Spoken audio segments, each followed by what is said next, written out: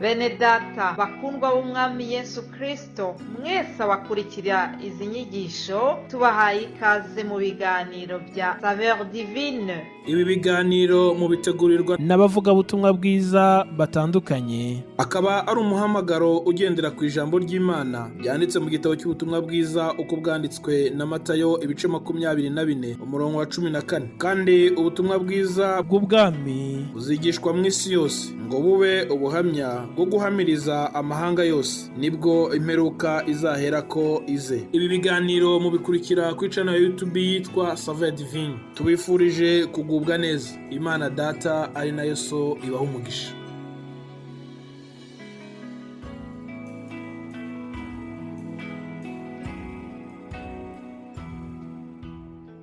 Turashimiye Imana Data twese twongeye umunsi wo kubaho, kandi kubw'ubuntu butangaje tukaba turi mu gakiza ka Kristo Yesu. Si inkomezi zacu, si ubwenge, ariko n'ubuntu bw'Imana ibitugiriye, kuko hari intwari nyinshi, hari abahizi benshi mu kwizera batubanjirije. Uyu munsi iby'agakiza babirambitse hasi. Twebwe ko tukiri muri urwo rugendo, ko tukiri muri ako gakiza, reka tubishimire Imana kuko ni iby'agaciro gakomeye. Turi ku munsi wa gatanu, turasozera icumweru. Ni mu kiganiro Saveur Divine, ni mwene So Kwizera Fabien, ndabaramutsa mu izina ry'uwo mwami wacu Yesu Kristo, umucunguzi wacu kandi akongera akaba n'umwami wacu. Imana rero ihabwe icubahiro. Ishimiye uhoraho Imana ubugira kandi, kuko inteye iteka kubana namwe kugira ngo dusangire ijambo ry'Imana n'umwanya w'igiciro gikomeye. Ku basanzwe mukurikirana ijambo ry'Imana muri kino kiganiro, mwarumvise ko tumaze iminsi ibyumweru bitatu turiko turavugana canke tuganira twibukiranya kuri Mpwemu Yera w'Imana, Mwuka Wera w'Imana, isezerano Kristo Yesu yasezeraniye intumwa n'abandi bose bazizera izina ryiwe ko bazohabwa. Kandi Imana ishime kuko ntibesha, iryo sezerano Imana yararishikije nkuko yari yararisezeranye. Imana ishimwe. Muri kino cyumweru rero twariko turaganira ingene Mpwemu Yera w'Imana ari wadushoboza gukora ibitangaza, na cyane cyane, amen, na cyane cyane igitangaza cyo gusengera abagwaye bagakira. Imana ishimwe. Nayo majambo twari tumaze iminsi turiko turaganira ko, tukaba dusozereye icumweru, igitangaza cyo gukiza ingwara, cyo gusengera abagwaye bagakira. Dusoma ijambo ry'Imana dusanga muri Matayo, ubutumwa bwiza uko bwanditswe na Matayo igice c'10, turasoma duhereye ku murongo w'8 maze tugeze turasoma umurongo w'8 wonyene. Matayo 10 umurongo w'8. Umutwe w'amajambo haravuga ngo, Yesu atuma abigishwa biwe 12 kwigisha. Mukize abarwaye, muzure abapfuye, mukize abanyamibembe, musende abadayimoni. Mubiherewe ubusa canke ubuntu, mubitangire ubundi. Imana ishimwe. Haleluya. Amajambo tumaze imisi tuganira, twayasomye canke twifashishije kino gitabo c'ivyakozwe n'intumwa, aho twahereye mu ntango turaba ingene Yesu Kristo yasezeraniye bano bigishwa, ababwira ati ntimuze muve i Yerusalemu, kuko ngomba kuvana namwe, ngomba gutandukana namwe, ngomba gusubira kwa Data.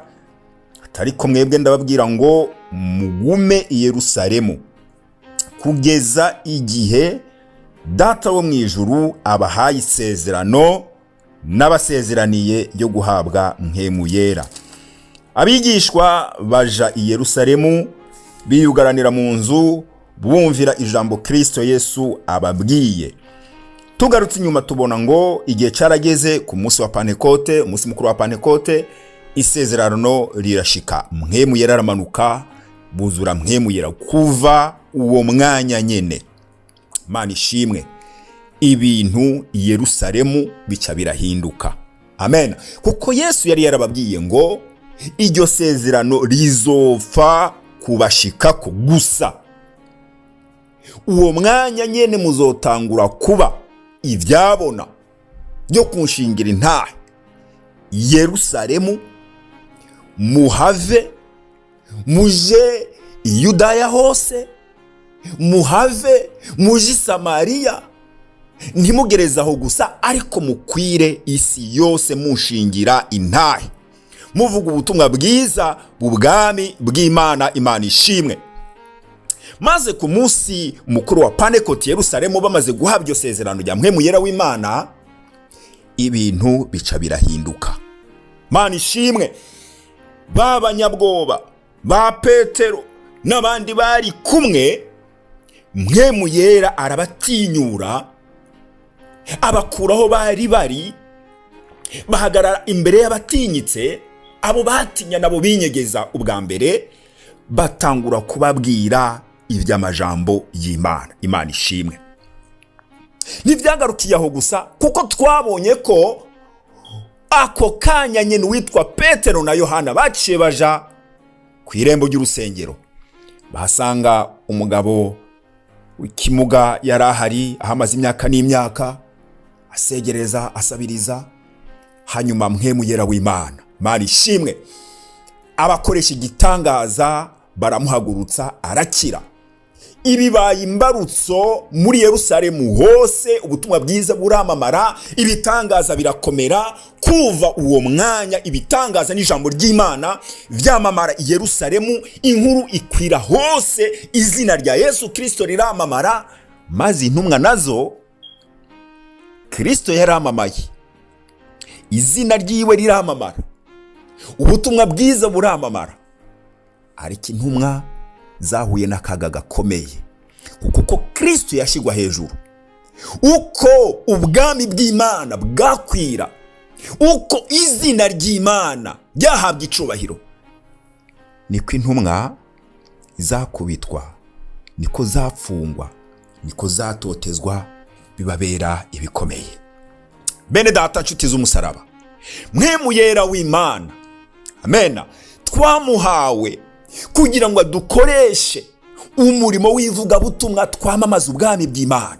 Ariko hirya y'ibyo, ku ruhande rw'ibyo, Yesu tubona ngo atuma abacumi na babiri yarababwiye ngo ndabahaye ubushobozi, amena, biciye muri Mpwemu Yera, genda musengera abagwayi bakire kandi n'abapfuye mubazure. Imana ishimwe. Abanyamibembe mubarambike ku biganza, maze bahumanuke bakire. Ibipfamatwi, impumyi, ibimuga, ingwara z'ubwoko bwose, abana b'Imana twahawe ubushobozi muri Mpwemu Yera bwo kuzisengera izo ngwara zigakira atanimwe ivuyemo. Bene data, mu kurangiza kino cyumweru, kuko ijambo ry'Imana byovyo ntawe ubiharira, ntawe uje impaka, n'ukuri. Uko Imana yari irejo, n'ubu niko iri, ntigera ihinduka. Mpwemu Yera w'Imana uko yakorejo, n'ubu niko akora, ntahinduka. Kristo uko yarari, n'ubu niko ari, ntahinduka. Ikibazo kihari, uyu munsi kwibarabara rimwe hariko insengero zitatu, muri quartier imwe harimo insengero 10, mu ikomine imwe harimo insengero 20 cyangwa 30, mu gihugu kimwe harimo insengero ibihumbi n'ibihumbi. Tubona muri kino gihe cy'intumwa hahagurutse ubwa mbere intumwa 12 zinyiganyiza Yerusalemu yose, iranyiganyiga. Bene data banyitangiye imbere muri kino cyumweru, baratwigishije, baratubwira ngo ubwa mbere babanje guhuza umutima, baciye bugufi, bihanye, batunganijwe. Uyu munsi ikibazo nagomba ngo turangize iki cyumweru twibaza, kubera iki aba bantu 12 Mana ishimwe banyiganyije Yerusalemu yose, Iyudaya yose, Isamariya yose? Uyu munsi ubutumwa bwiza bukaba bwaramamaye mu isi buciye muri aba 12. Kuki uyu munsi abakijijwe ba Kristo barenga amamiliyoni n'amamiliyoni mu isi, ariko uyu munsi bikaba bigoye kubona umuntu w'impumyi yahumutse ngo arakize? Uyu munsi bikaba bigoye kubona umuntu w'ikimuga yavutse uko agahaguruka akagenda. Biragoye, simvuze ko bitabaho, simvuze ko ibitangaza bidakoreka, birakoreka, ariko ni nko kurondera izahabu uyu munsi kugira ngo ubone umuntu w'ikiragi, yavutse ari ikiragi, amaze imyaka 30, maze abakozi b'Imana, umukozi w'Imana uwizera akamurabika ku biganza agakira. Biragoye. Kubera iki?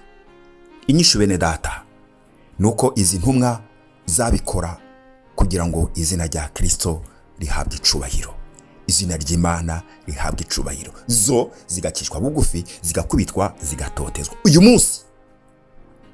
munsi hari ikibazo gikomeye, kuko turondera gukoreshwa ibitangaza na Mpwemu Yera w'Imana, turondera gukora ibitangaza bitandukanye kugira ngo amazina yacu ashigwe hejuru, kugira ngo twubake amazina, kugira ngo twamamare, tuje kuri za televiziyo, kugira ngo tuje ku makamera, tuje ahatandukanye, twandikwe mu binyamakuru, twebwe tuba abasitari. Kristo Yesu na Mpwemu Yera badukoresha ibyo, bacishwe bugufi. Nico gituma ibitangaza ari bike muri kino gihe. Mbega turifuza ko Kristo Yesu, Mpwemu Yera w'Imana dukoresha ibitangaza nk'ivyo? Reka duce bugufi tubirondere, Mpwemu Yera biduhe, ariko kugira ngo izina ry'Imana, izina rya Yesu, izina rya Mpwemu Yera bishigwe hejuru, twebwe ducishwe bugufi. Weekend nziza, kandi Mpwemu Yera w'Imana abandanye kubana natwe mu izina rya Yesu Kristo. Amen.